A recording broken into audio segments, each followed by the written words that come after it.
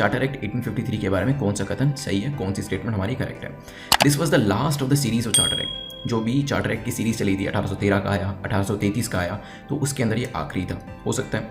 It separated the legislative and executive function of governor general council for the first time. जो governor general की council थी उसके जो legislative function थे और उसके जो एग्जीक्यूटिव फंक्शन थे उसको पहली बार अलग किया गया, हो सकता है। It fail to introduce an open competition system of selection and recruitment of civil servants. तो यहाँ पर ये भी जो हमने 1833 का एक्ट देखा था जो कि फेल हो चुका था, यहाँ पे कहा जा रहा है कि 1853 का जो एक्ट था वो भी फेल हुआ ओपन सिस्टम लाने के लिए, सिविल सर्विसेज के अंदर ओपन कॉम्पिटिशन सिस्टम लाने के लिए, हो सकता है। सोचिए क्या आंसर होगा, फिर डिस्कस करते हैं।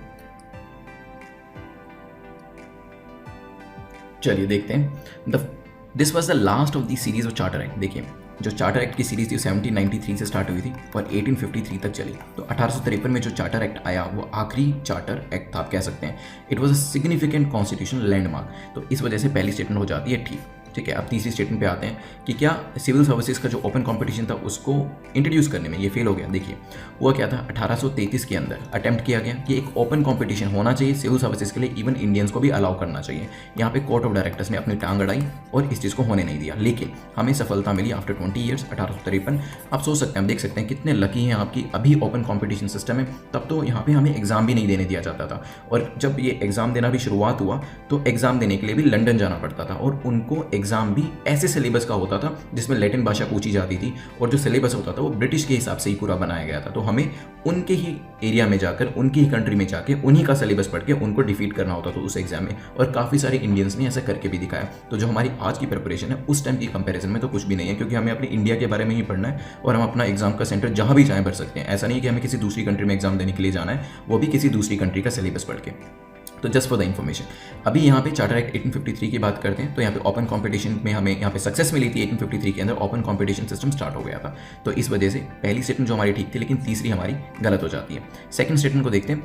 क्या लेजिस्लेटिव एंड एग्जीक्यूटिव फंक्शन जो थे गवर्नर जनरल काउंसिल के, यहाँ पे सेपरेट करे गए थे फर्स्ट टाइम। तो पहली ये हमारी सेकंड स्टेटमेंट भी ठीक है, आंसर हो जाएगा ए। किस तरीके से किए गए थे वो मैं आपको दिखा देता हूँ।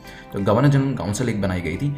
बेसिकली हुआ क्या था, जो गवर्नर जनरल काउंसिल थी, addition of 6 new members add करे गए थे, और उनको लेजिस्लेटिव काउंसलर्स कहा जाता था काउंसिल के अंदर। तो जब ये 6 नए मेंबर्स ऐड किए गए, एक तरीके से separate governor general legislative council जो थी वो बन के बाहर निकल आई थी, जिसको दूसरी टर्म में इंडियन सेंट्रल लेजिस्लेटिव काउंसिल के तौर पे जाना जाने लगा। एक तरीके से मिनी पार्लियामेंट थी। तो देख रहे हैं कि पहले क्या किया गया, 6 मेंबर्स को ऐड किया गया और एक तरीके से फिर एक सेपरेट बॉडी बन गई जिसे मिनी पार्लियामेंट के तौर पे जाना जाने लगा। जो लेजिस्लेटिव विंग थी काउंसिल की, जिसे मिनी पार्लियामेंट कहते थे, इसका सेम ही प्रोसीजर होता था जैसे कि ब्रिटिश पार्लियामेंट का होता था। ब्रिटिश पार्लियामेंट में जैसे ही लॉज पास किए जाते थे, एक्ट्स बना करते थे, इसका भी सेम ही प्रोसीजर था इस मिनी पार्लियामेंट का। तो ध्यान रखिएगा, लेजिस्लेशन इसी वजह से फर्स्ट टाइम एक सेपरेट फंक्शन बन चुका था।